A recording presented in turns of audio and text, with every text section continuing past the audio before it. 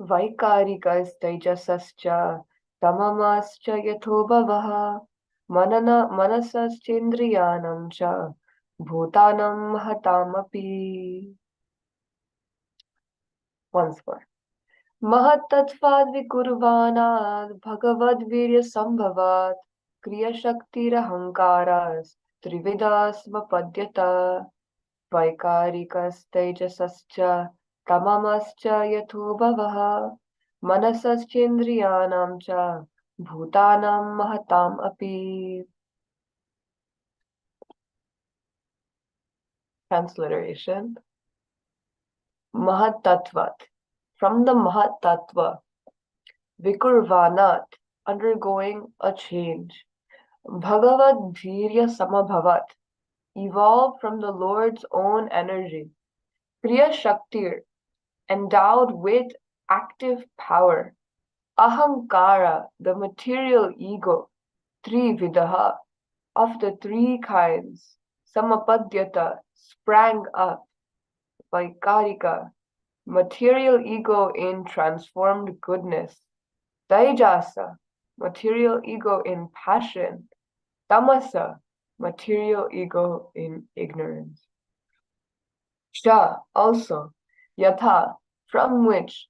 Bhavaha, the origin. Manasa, of the mind. Sha, and. Indriyanam, of the senses of perception and action. Cha, and Bhutanam Hatam, of the five gross elements. Api, also.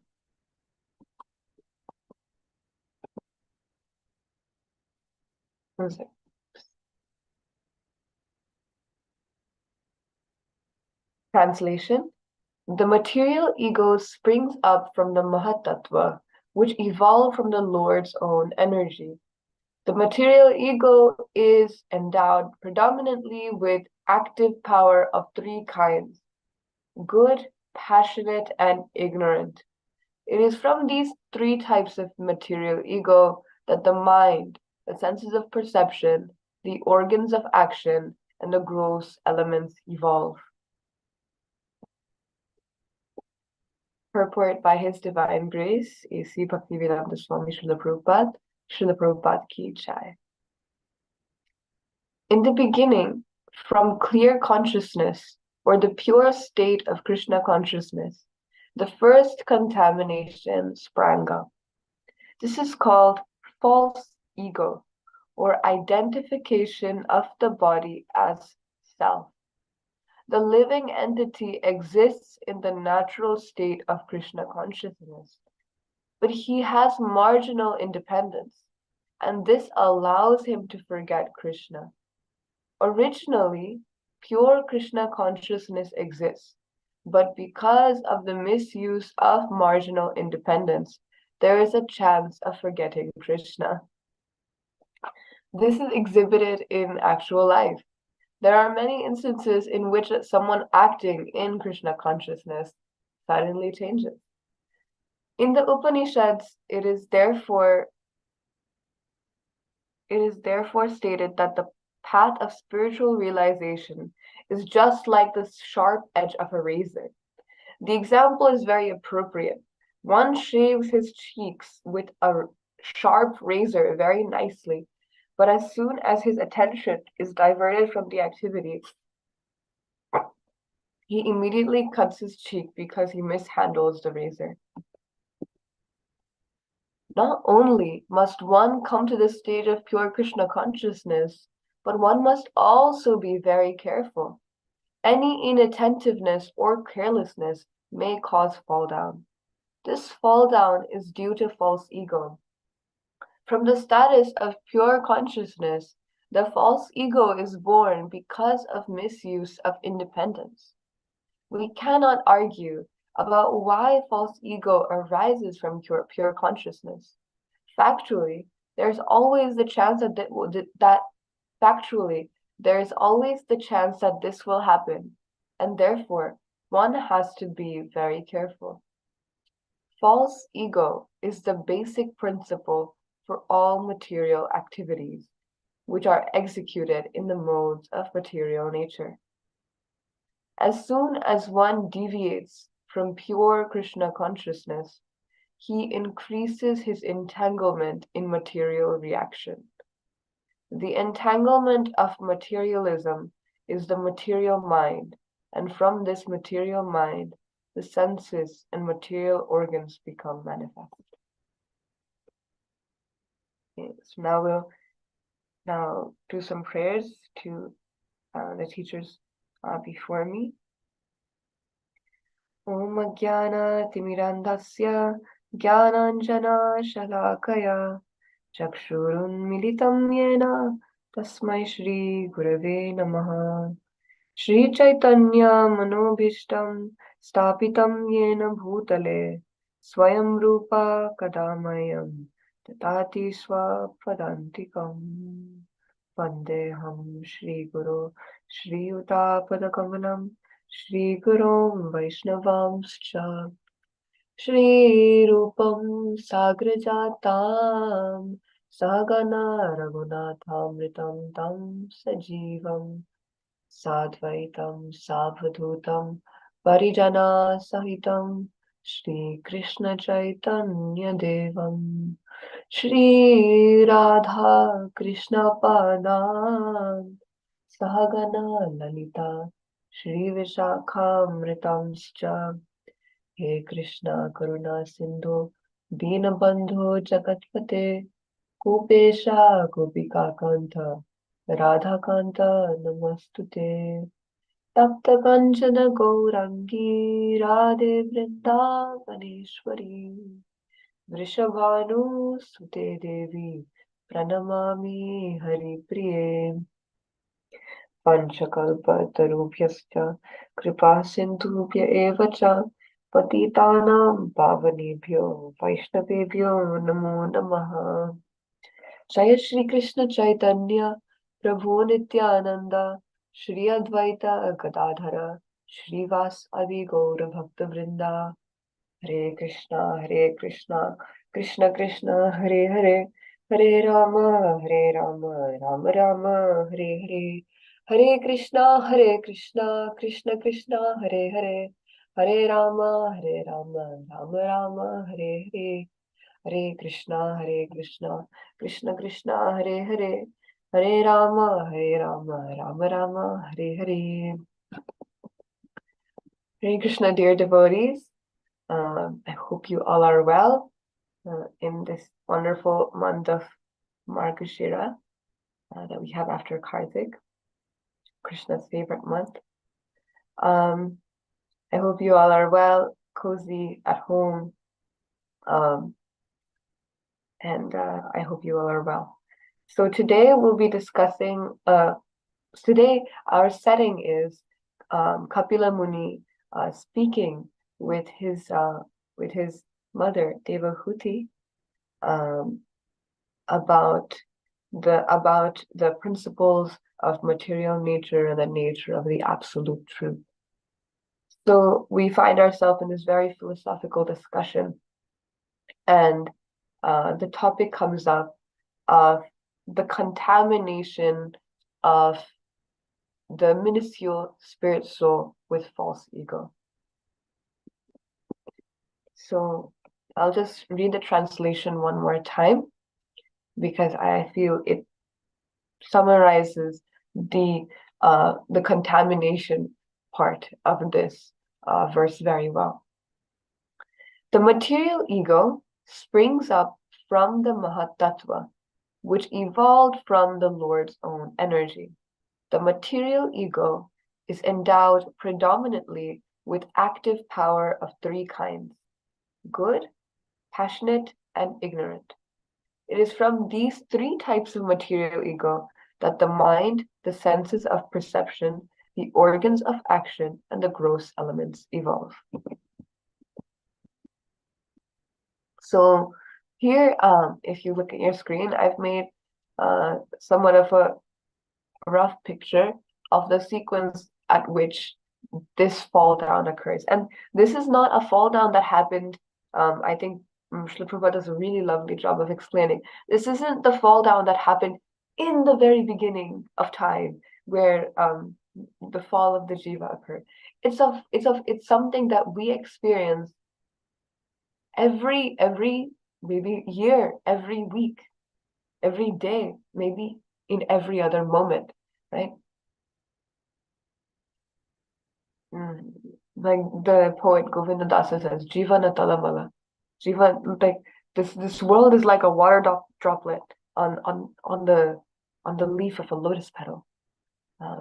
It is incredibly fragile, delicate, and our Krishna consciousness can slip any time.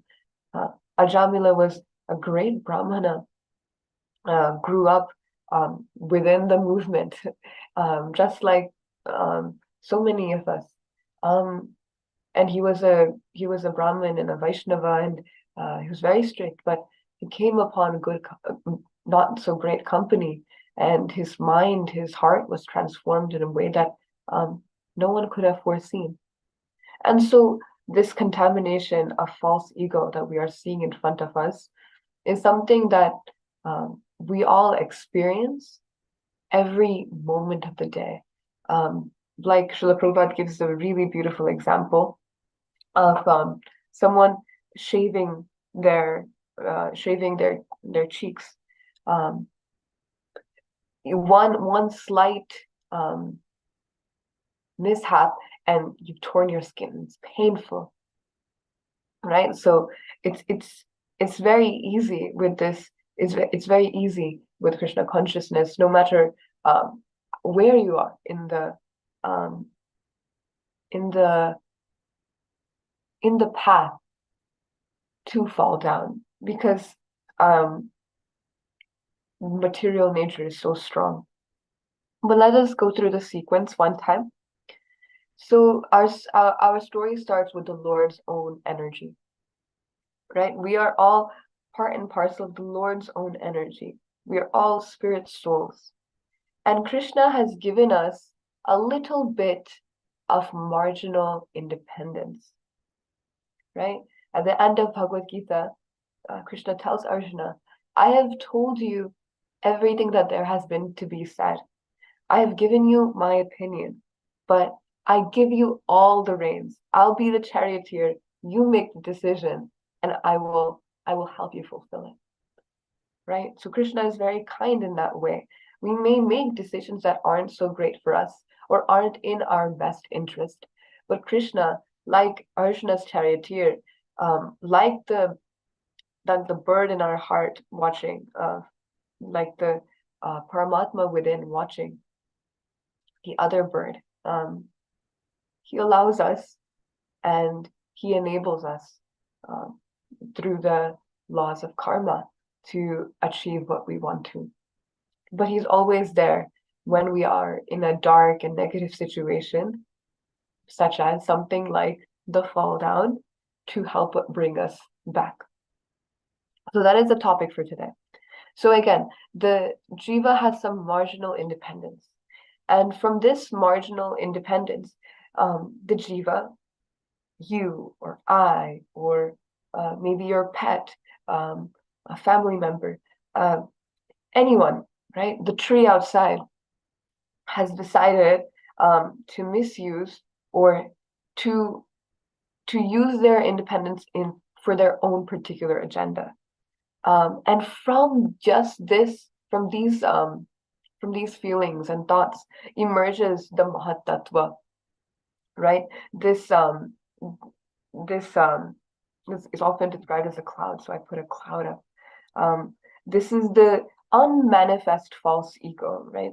I remember the last class, the metaphor was given of a pregnant woman, the pregnant woman's belly being the Mahat Tattva, and the child that comes from it being the manifest material nature. So the Mahat Tattva starts to gradually grow, and over time, the ego develops. And from this ego, this false ego, and what is false ego? Prabhupada gives a really lovely description. The false ego definition is identification of the body as the self. So I sometimes we think, oh, this person has so much ego, this person has so much this, but ego is simply in the sense that we are talking about. Ego is simply that we identify this particular body with ourselves. I am Indian. I um I am a woman. I um am this amount years old. I uh I am a student. I am working. I'm a daughter. All of these are just roles we are playing within this body, but we are not truly this body. But it is so, so easy. And we do it every moment of the day. Um, every moment of the day, we are playing some sort of role.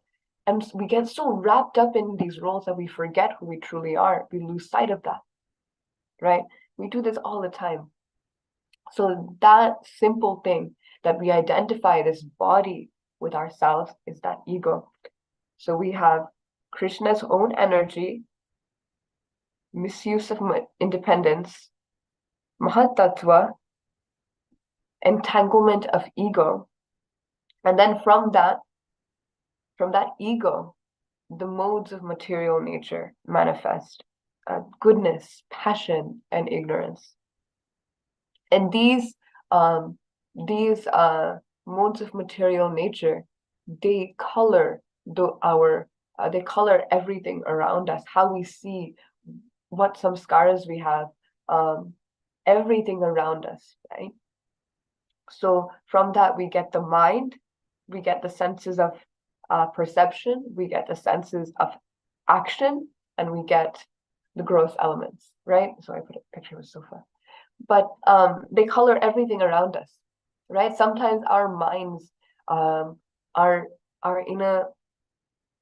are in a very tamasa state. Sometimes they're in a very in the mode of goodness.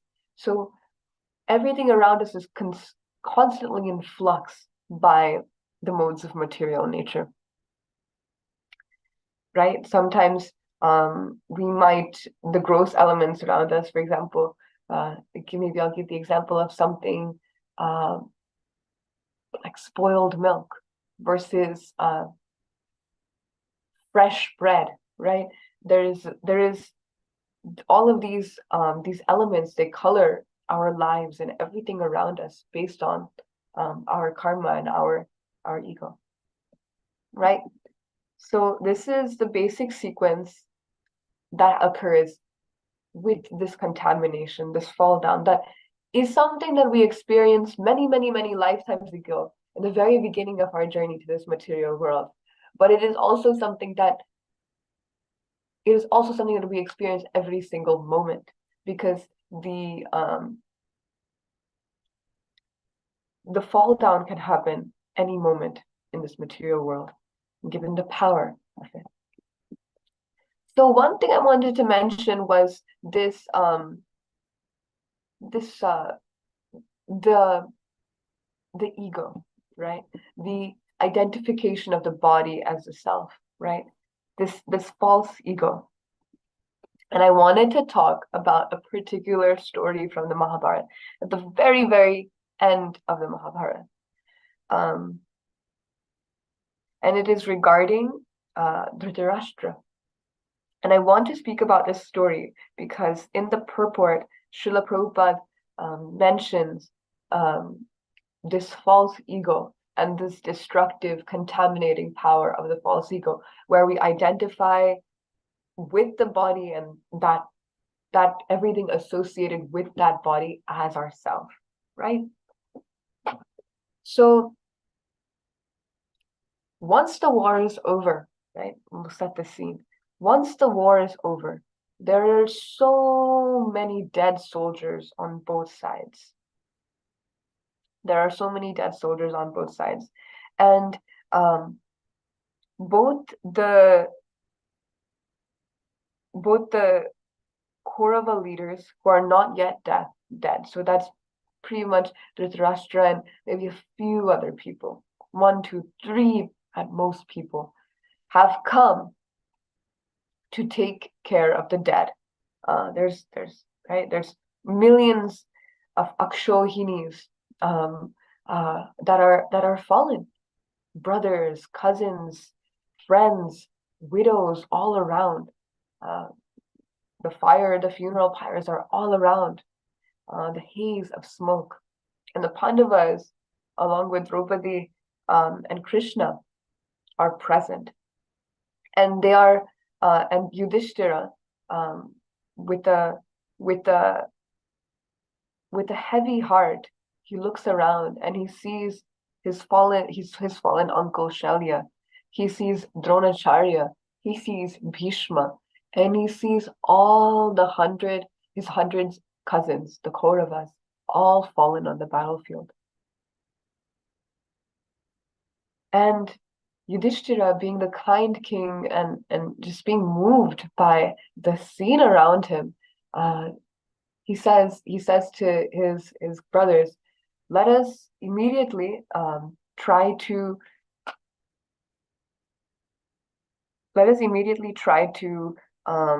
take care of this and help all of our Kauravas and give them a good funeral, each of them a good funeral.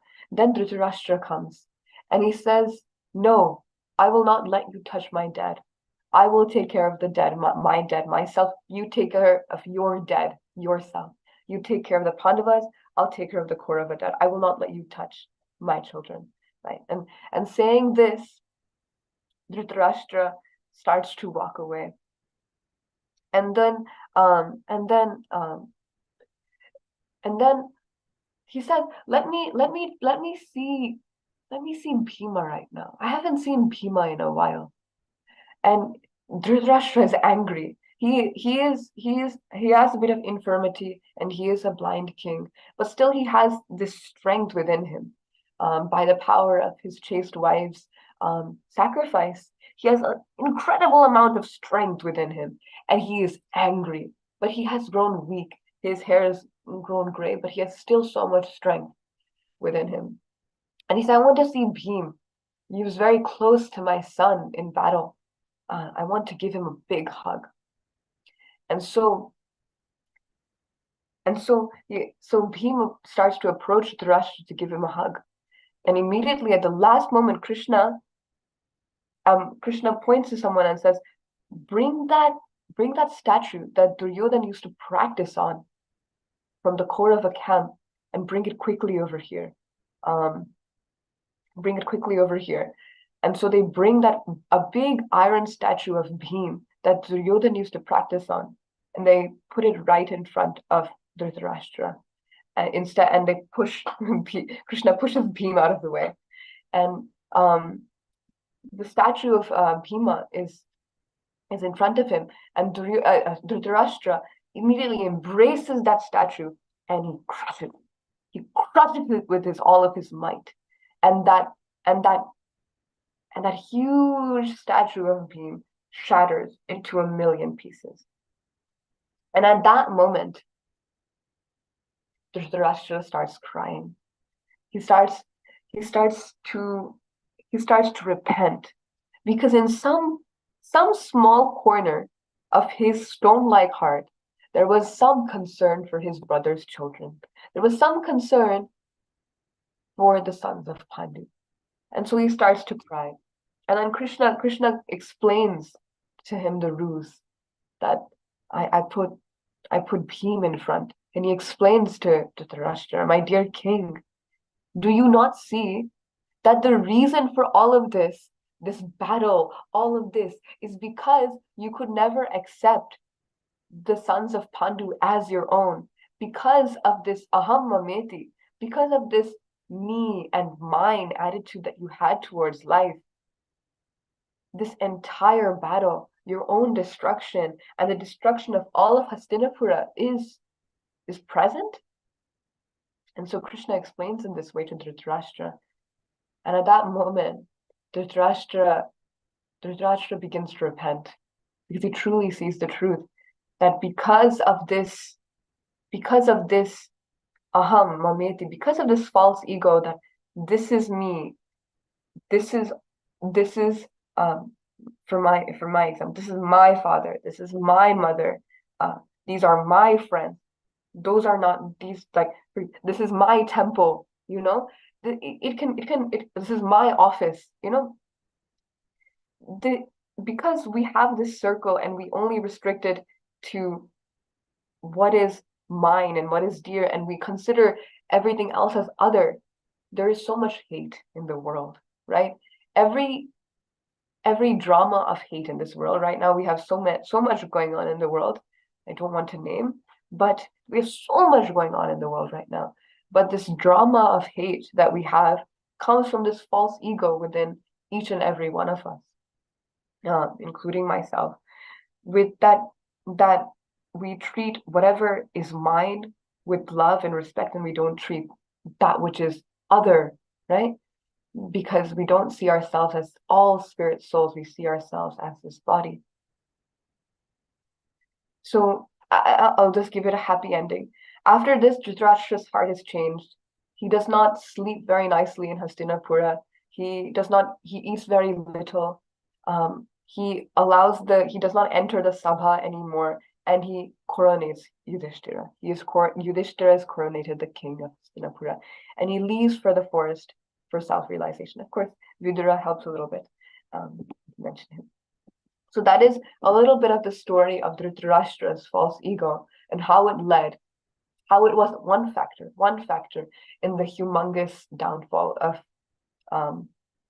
the Mahabharata, and it brought upon the third age of Kali, right? It brought the third age of, right? It brought the end of Dwapara Yuga. So I wanted to share this story. I understand it's 6:59 to give some context to the false ego portion of this particular verse. I hope this helps. I recognize the time, so I'll stop here. Thank you all so much for joining and for listening in. I hope you all have a lovely day ahead, and enjoy. Hare Krishna.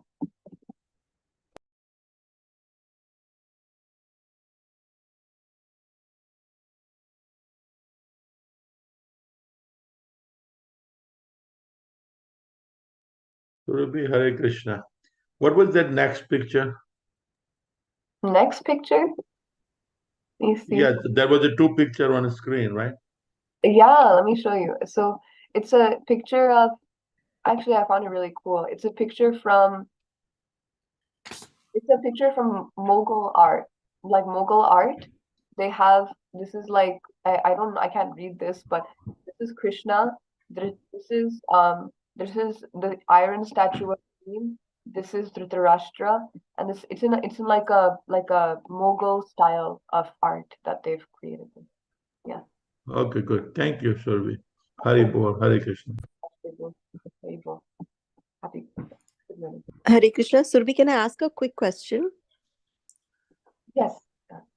I was a little confused, before Krishna's glance into the Mahatattva, you said that there was a misuse of the marginal independence. And then after the Mahatattva, then you said that there is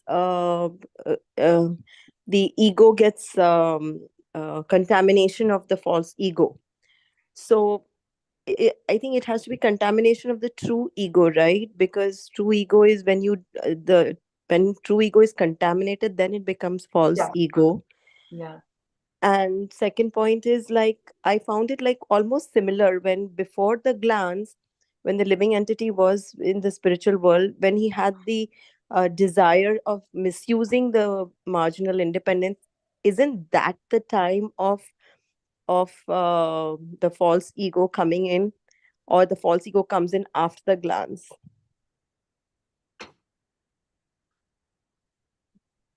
So it's a good question. So you're saying that what happens first? What is the sequence? So if I'm going to, of course, go back to the citation.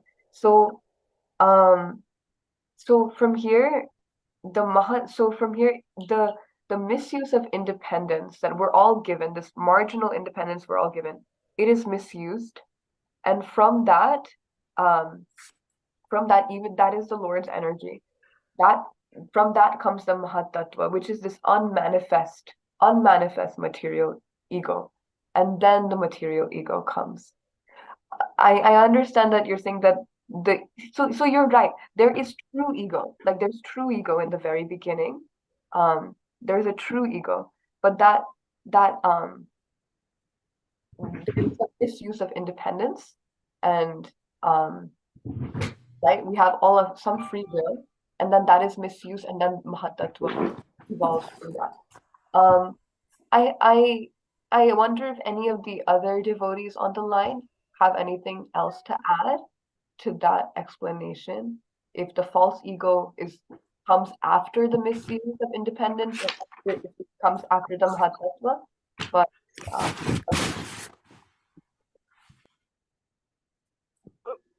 because initially only I was just thinking when the living entity wants to be separate from Krishna, that is the time it is, whether you have the body or not. False ego is identification with the body, but whether you are in the gross body, but you still have the material body of your mind telling you that I have to enjoy separately from Krishna. So then that I comes into the picture, the me and the mind, the I comes into the picture, and that is the time where there is the beginning of the false ego before the Mahatattva. I'm confused. I need guidance. I think we can discuss later the Nityam Bhagavata Sevya. Whether Okay. you can post it there and we can discuss. Okay. Hare Krishna. We'd like to wish everybody a safe and Krishna conscious day ahead, and we'd like to offer our prayers to the Supreme Lord by chanting Hare Krishna, Hare Krishna, Hare Krishna, Hare Krishna, Krishna Krishna, Hare Rama, Hare Hare Rama, Rama Rama, Hare Hare. Hare Krishna, Hare Krishna, Krishna Krishna, Hare Hare, Hare Rama, Rama Rama, Hare Hare. Hare Krishna, Hare Krishna, Krishna Krishna, Hare Hare, Hare Rama, Rama Rama, Hare Hare. Shri Nrsimha Jai Nrsimha, Jai Nrsimha, Prahladesha Jaya Padma Bhingam, Ugraveera Ugraveera Mahapadam, Sarvam Bhishana Padam, Nrsimha Bhagwan ki Jai, Prahlad Bhagwan ki Jai. Acha Paravar. Humble obeisance to all the assembled Vaishnavas, Vancha Vanchakalpatarubhasya kripa sindhubhyo Patitanam patitanam Pavanebhyo Vaishnavebhyo Vaishnavrinda ki Jai. Granthad Srimad Bhagavatam ki Jai, Srila Prabhupada ki Jai. Gopande. Hari Hari Hari Bol. Thank you so much. Thank you,